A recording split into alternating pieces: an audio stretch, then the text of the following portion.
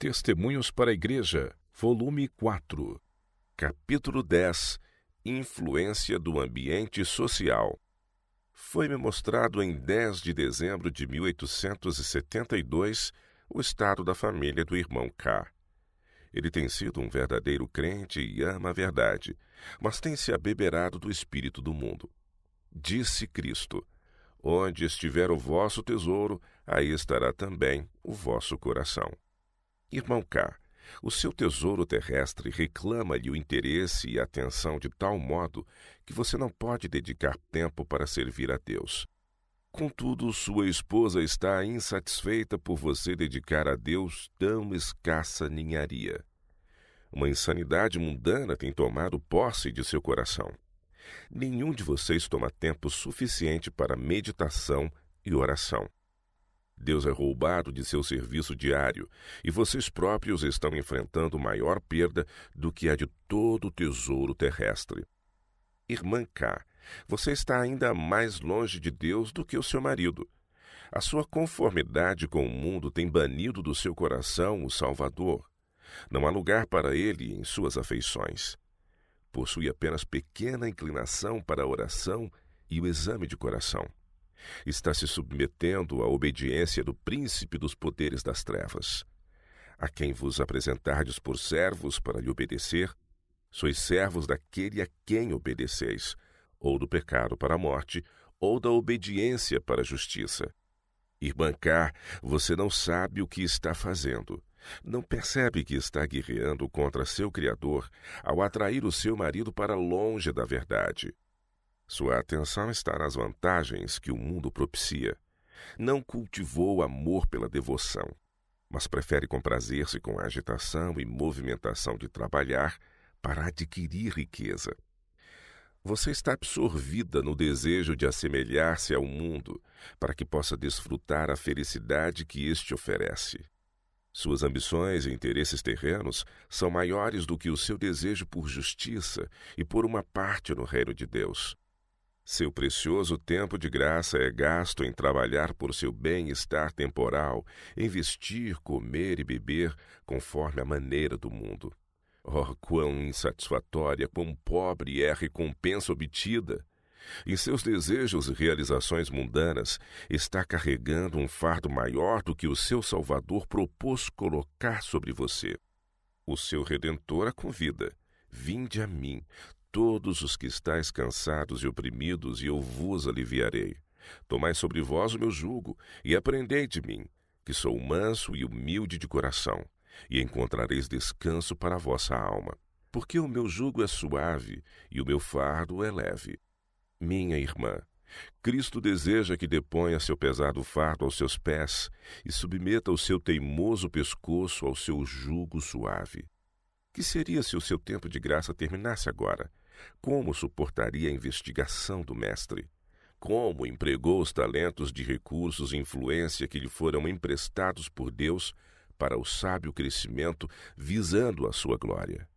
Deus lhe deu vida e suas bênçãos, não para serem meramente dedicadas ao seu próprio prazer e satisfação egoísta, mas para que possa beneficiar outros e fazer o bem. O mestre lhe confiou talentos para que pudesse colocá-los com os cambistas, para que, quando forem novamente requeridos, ele possa receber o que é seu com os juros. Sua influência e recursos lhe foram dados para prová-la, para revelar o que está em seu coração.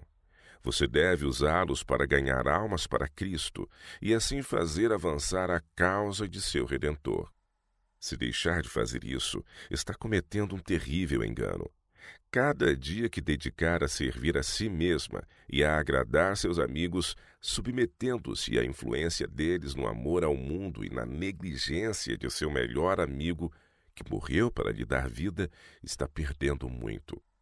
Irmã K., você tem pensado que não lhe ficava bem ser diferente dos que a cercam. Está em uma comunidade que tem sido testada sobre a verdade e a tem rejeitado.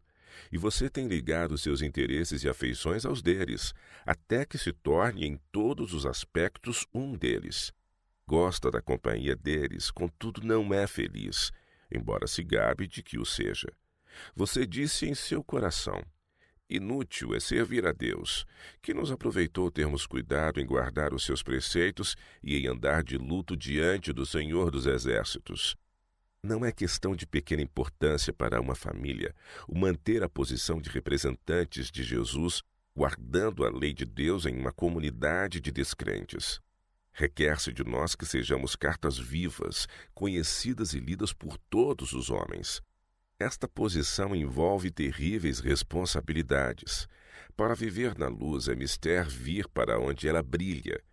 Custe o que custar, o irmão K deve sentir-se sob a mais solene obrigação de assistir, com sua família, pelo menos às reuniões anuais daqueles que amam a verdade. Isso haveria de fortalecer a ele e aos seus, preparando-os para provações e deveres. Não é bom para eles perderem o privilégio de associar-se com pessoas da mesma fé, pois na mente deles a verdade perde sua importância. Seu coração deixa de ser iluminado e vivificado por sua santificadora influência e perdem a espiritualidade. Não são fortalecidos pelas palavras do pregador vivo. Pensamento e empreendimentos mundanos ocupam de contínuo sua mente, com exclusão dos assuntos espirituais. Muitos cristãos vacilarão na fé, caso negligenciem constantemente encontrar-se para reunião e oração. Caso lhes fosse impossível fruir esses privilégios religiosos, então Deus enviaria luz diretamente do céu, por meio de seus anjos, a fim de animar, alegrar e abençoar seu povo disperso. Ele, porém, não se propõe realizar um milagre para sustentar a fé de seus santos. Exige-se deles que amem a verdade o suficiente para se darem a alguns pequenos incômodos para obter os privilégios e bênçãos a eles oferecidos por Deus. O mínimo que eles podem fazer é consagrar alguns dias por ano a um esforço unido para levar avante a causa de Cristo e trocarem amistosos conselhos e compassivo interesse. Muitos dedicam quase todo o seu tempo aos próprios interesses e prazeres temporais e lamentam os poucos dias gastos e as despesas envolvidas em percorrer uma distância de seus lares para encontrar com um grupo reunido em nome do Senhor. A palavra do Senhor define cobiça como idolatria. Então, quantos idólatras deve haver mesmo entre aqueles que professam ser seguidores de Cristo? É requerido que nos reunamos e demos testemunho da verdade. O anjo de Deus disse: então aqueles que temem ao Senhor falam cada um com o seu companheiro, e o Senhor atenta e ouve. E há um memorial escrito diante dele, para os que temem ao Senhor e para os que se lembram do seu nome. E eles serão meus, diz o Senhor dos Exércitos. Naquele dia que farei, serão para mim particular tesouro. Poupá-los-ei como um homem poupa seu filho que o serve. Vale a pena, pois, melhorar os privilégios ao seu alcance e, mesmo com algum sacrifício, reunir-se com os que temem a Deus e falam por ele, pois ele é representado como ouvindo aqueles testemunhos enquanto os anjos os escrevem em um livro. Deus se lembrará dos que se têm reunido e pensado em seu nome, e ele os poupará da grande conflagração. Serão à sua vista como joias preciosas, mas sua ira cairá sobre a cabeça desamparada do pecador. Servir a Deus não é coisa vã. Há uma inestimável recompensa para aqueles que devotam a existência a seu serviço. Prezado irmão e irmã, vocês gradualmente têm entrado em trevas até que, quase imperceptivelmente, estas têm se desenvolvido a ponto de lhes parecerem luz. Ocasionalmente, um fraco lampejo penetra as trevas e desperta a mente, mas influências circundantes eliminam o raio de luz e as trevas parecem mais densas do que antes. Teria sido melhor para o seu bem-estar espiritual se tivessem mudado o seu local de residência alguns anos atrás. A luz da verdade testou a comunidade em que vivem. Uns poucos receberam a mensagem de misericórdia e advertência, enquanto ela foi rejeitada por muitos. Outra classe ainda não a aceitou porque havia uma cruz a levar. Assumiram uma posição neutra e julgaram que, se não combatessem a verdade, estariam fazendo muito bem. Mas a luz que negligenciaram receber e acariciar desapareceu em trevas. Eles se empenharam em aquietar a consciência, dizendo ao Espírito de Deus: por agora, vai-te, e em tendo oportunidade, te chamarei. Esse tempo favorável nunca chegou. Negligenciaram a oportunidade dourada que nunca lhes retornou, pois o mundo lançou fora a luz que haviam recusado. Os interesses desta vida e a atração de prazeres excitantes lhes absorvem a mente e o coração, enquanto seu melhor amigo, o bendito Salvador, é rejeitado e esquecido. A irmã K, embora possuindo excelentes qualidades naturais, está sendo atraída para longe de Deus por seus amigos e parentes incrédulos, que não amam a verdade e não concordam com o sacrifício e a abnegação que devem ser exercidos por amor da verdade. A irmã K não tem sentido a importância da separação do mundo, como ordena o mandamento de Deus. A visão dos seus olhos e o ouvir dos seus ouvidos lhe perverteram o coração. João Batista era homem cheio do Espírito Santo desde seu nascimento. E se existiu alguém capaz de permanecer indiferente às influências corruptoras da época em que viveu, por certo foi ele. Todavia, não se aventurou a confiar nas próprias forças. Separou-se dos amigos e parentes a fim de que suas afeições naturais não se lhe demonstrassem um laço.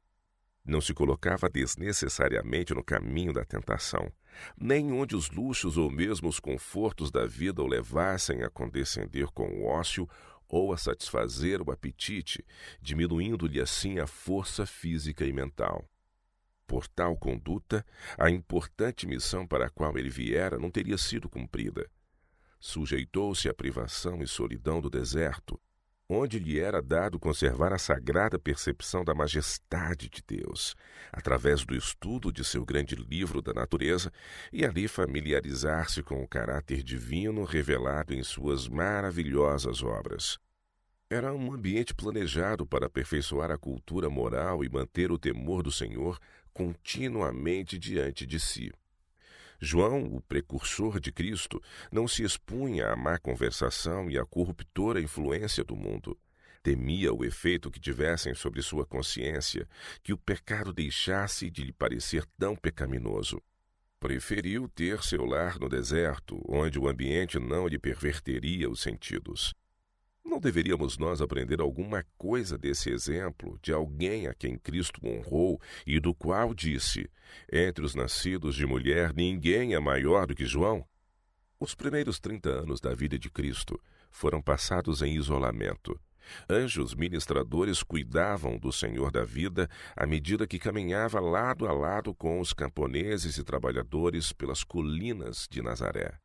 Desconhecido e sem honras. Esses nobres exemplos devem ensinar-nos a evitar as más influências e afastar-nos da companhia dos que não vivem corretamente. Não devemos nos gabar de sermos bastante fortes para que tais influências nos afetem, mas devemos, em humildade, guardar-nos do perigo. O antigo Israel foi especialmente dirigido por Deus para ser e permanecer um povo separado de todas as nações.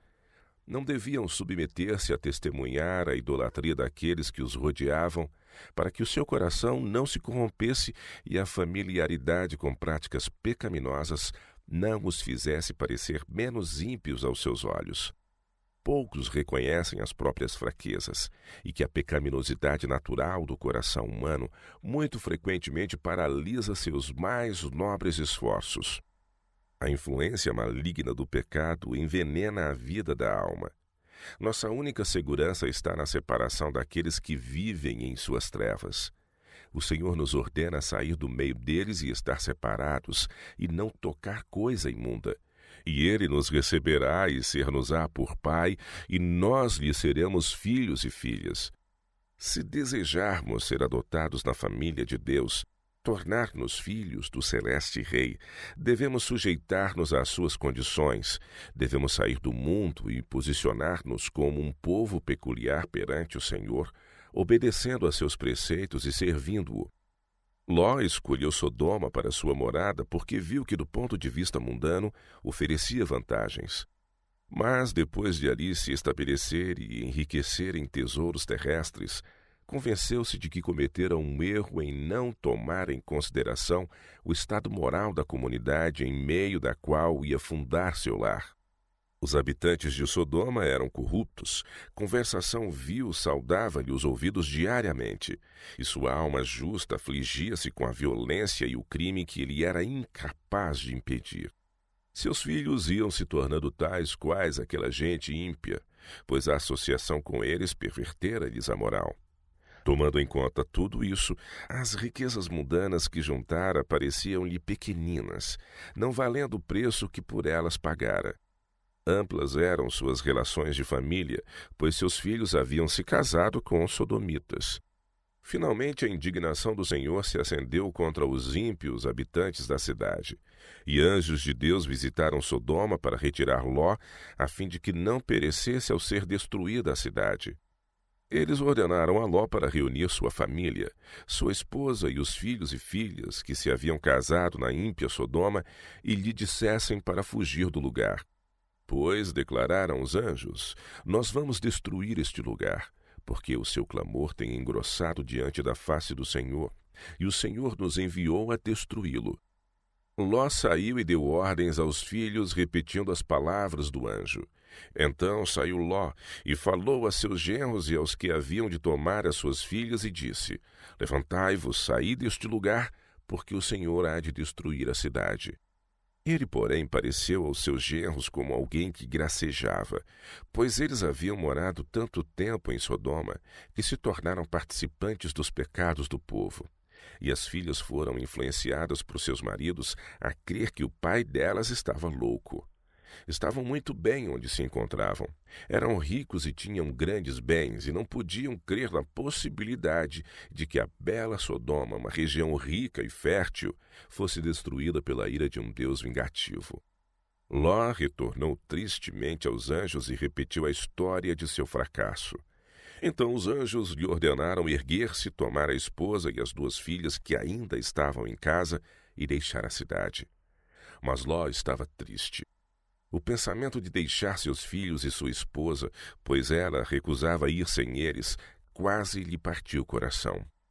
Teriam todos perecido na terrível ruína de Sodoma, não tivesse o Senhor, em sua grande misericórdia, enviado seus anjos para resgatá-los. Ló estava paralisado pela grande calamidade que estava para ocorrer, pasmado com a dor e o pensamento de deixar tudo o que prezava sobre a terra. Mas à medida que se demorava, os anjos de Deus o tomaram pela mão e pela mão da esposa e das 2 filhas e os levaram para fora da cidade, ordenando-lhes fugir para salvarem a vida, sem olhar para trás nem permanecer na planície, mas escaparem para as montanhas. Quão relutante foi Ló em obedecer ao anjo e sair para o mais distante possível da corrupta Sodoma, destinada à completa destruição. Ele desconfiou de Deus e apelou para ficar. Morar na ímpia cidade havia enfraquecido sua fé e confiança na justiça do Senhor.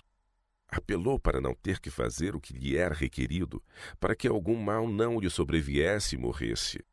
Anjos foram enviados em uma missão especial para salvar a vida de Ló e de sua família. Mas Ló por tanto tempo tinha se cercado de influências corruptoras, que suas sensibilidades estavam entorpecidas e não podia discernir as obras e propósitos de Deus. Ele não se confiava às suas mãos para cumprir-lhe a ordem. Estava continuamente apelando por si mesmo, e essa descrença lhe custou a vida da esposa. Ela olhou para trás na direção de Sodoma, e murmurando contra as atitudes de Deus, foi transformada em uma estátua de sal, a fim de que permanecesse como advertência a todos quantos desconsideram as especiais misericórdias e providências do céu. Após essa terrível retribuição, Ló não mais ousou demorar-se pelo caminho, mas fugiu para as montanhas, segundo as instruções dos anjos. A conduta pecaminosa de suas filhas depois de saírem de Sodoma foi o resultado das ímpias amizades enquanto ali viveram. A percepção do que é correto e do que é errado se confundia na mente delas, e o pecado não lhes parecia como tal. O caso de Ló deve ser uma advertência a todos os que desejam viver piedosamente, para separar-se de todas as influências projetadas a conduzi-los para longe da luz de Deus. Ló permaneceu por tanto tempo entre os ímpios que foi capaz de salvar apenas a si mesmo e as 2 filhas, e mesmo elas estavam corrompidas moralmente por sua permanência em Sodoma.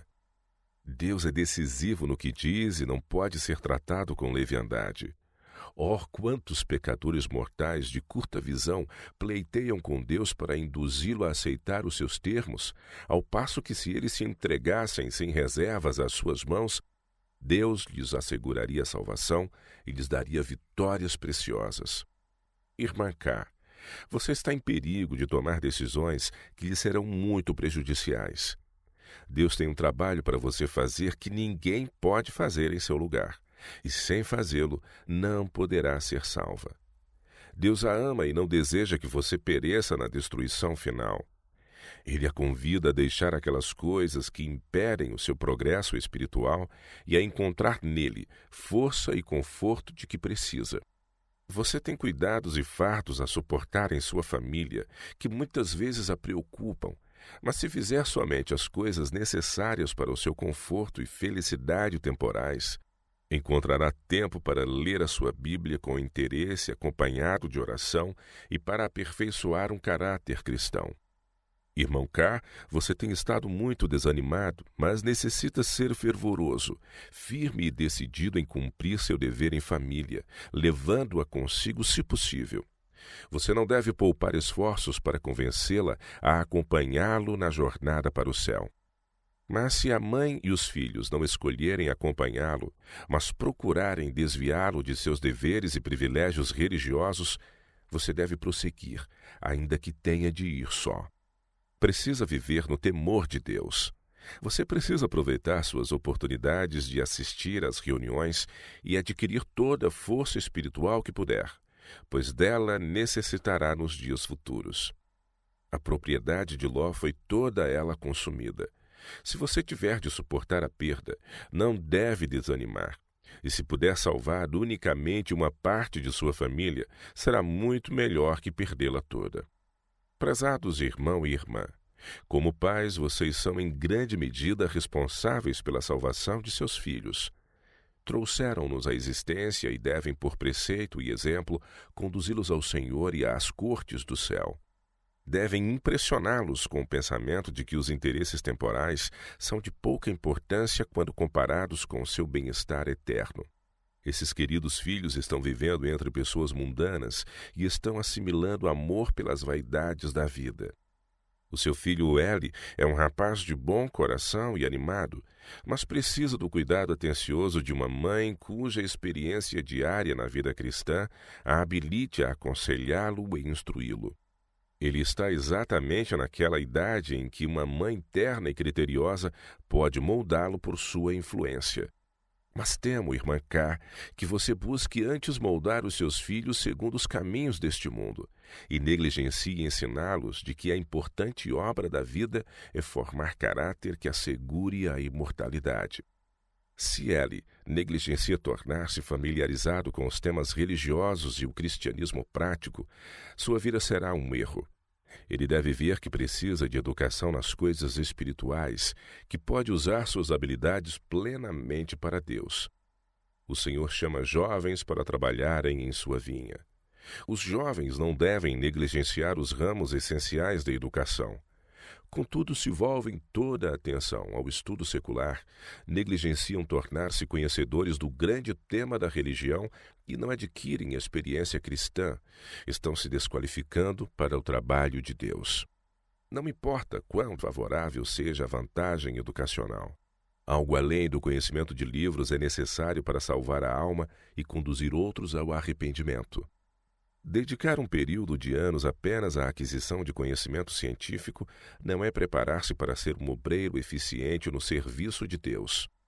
O Os jovens devem dedicar muito tempo ao estudo, mas devem também unir a atividade física a seus esforços mentais e pôr em prática o conhecimento que obtiveram, a fim de que, pelo exercício útil, todas as faculdades mentais e físicas possam ser igualmente desenvolvidas. Não devem negligenciar as coisas necessárias para a salvação, nem considerá-las secundárias a coisa alguma nesta vida. Prezados irmão e irmã, Deus ama a sua família e deseja derramar as suas bênçãos especiais sobre vocês, a fim de que possam tornar-se instrumentos de justiça em conduzir outros para o céu.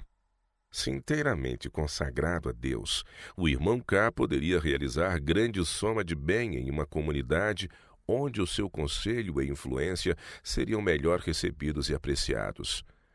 Temos grande esperança de que ambos corrigirão o que está errado em sua vida e renovarão sua fé e obediência a Deus, recebendo nova força daquele que prometeu ajudar os que clamarem pelo seu nome. Jovem irmão L, você cometeu um erro em sua vida. Ao seguir zelosamente os seus estudos, você negligenciou o desenvolvimento de todas as suas faculdades. O crescimento moral nunca deve ser atrofiado no esforço de adquirir uma educação, mas sim ser cultivado em grau mais elevado do que geralmente se julga necessário. Meu querido e jovem irmão, você tem sido ambicioso em conseguir conhecimento. Essa missão é digna de louvor. Porém, a fim de satisfazê-la, negligenciou os seus interesses eternos e tornou-os secundários aos seus estudos.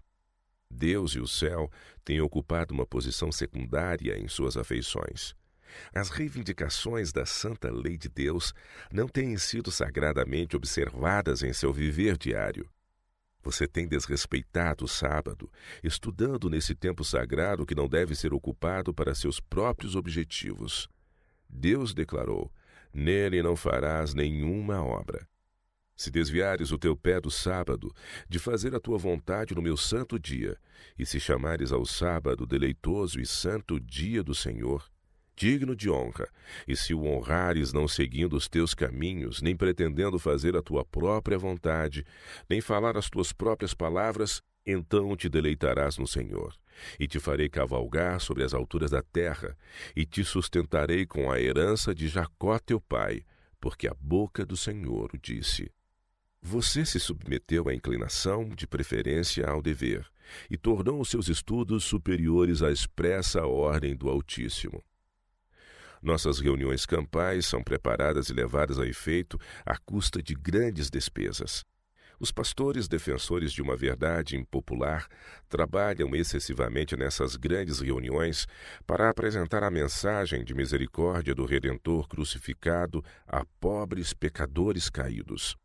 Negligenciar essa mensagem ou tratá-la com indiferença é menosprezar a misericórdia de Deus e sua voz de advertência e súplica.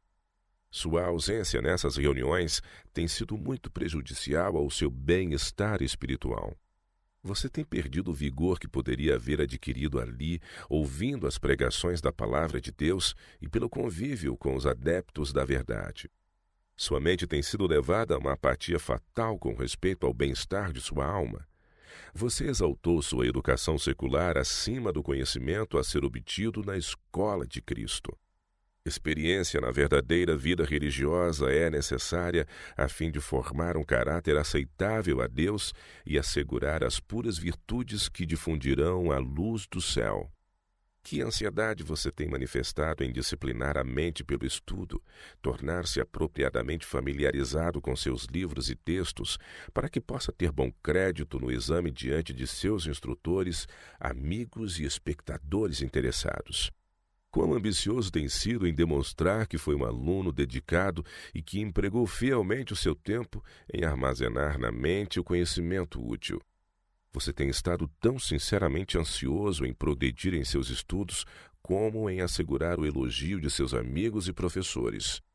Tem, com justiça, merecido as honras que recebeu por erudição. Todavia, como você tem disciplinado a mente em religião? Não tem, sem mesmo pensar, colocado o reino de Deus e a sua justiça abaixo de seus progressos nas ciências?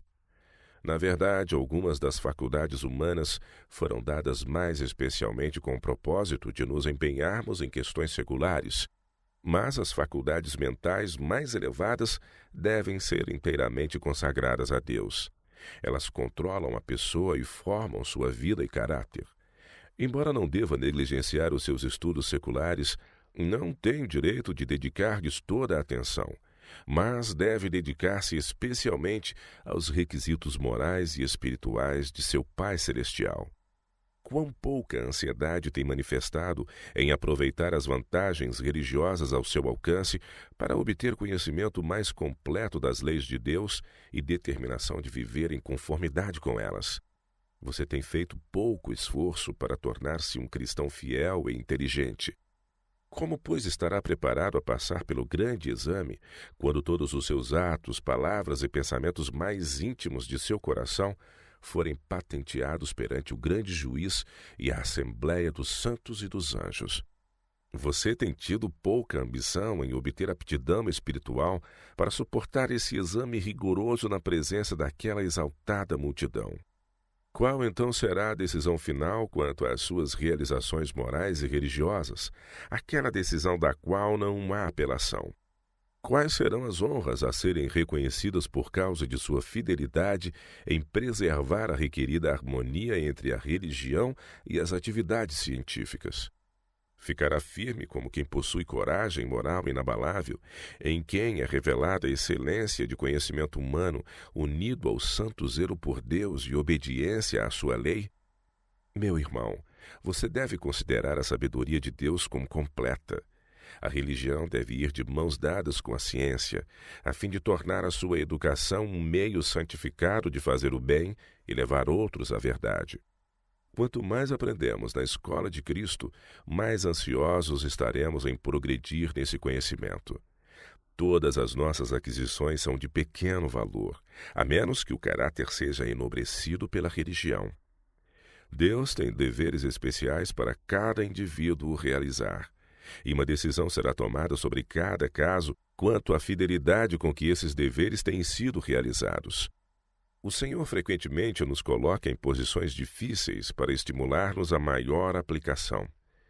Em sua providência, às vezes ocorrem contrariedades especiais para testar nossa paciência e fé. Deus nos dá lições de confiança.